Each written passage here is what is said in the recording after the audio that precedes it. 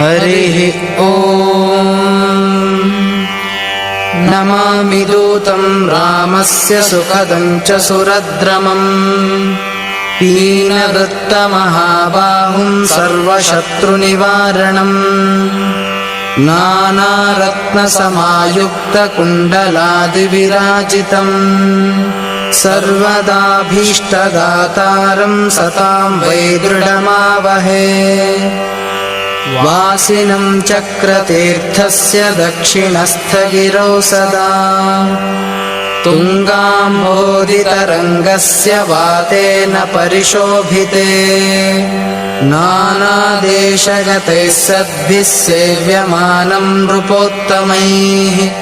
धूपदीपादिनैवेद्यैः पञ्चखाद्यैः स्वशक्तितः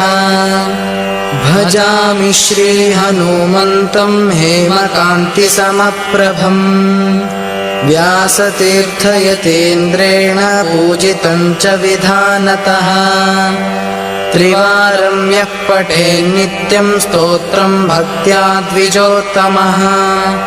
वाञ्छितं लभतेऽभीष्टं षण्मासाभ्यन्तरे खलु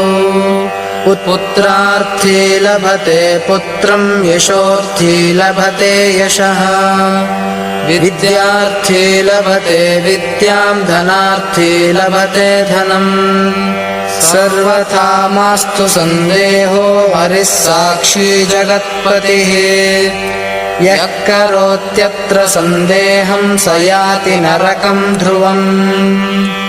इति श्रीव्यासराजविरचितम् यन्त्रोद्धारक हनुमत्स्तोत्रम् सम्पूर्णम्।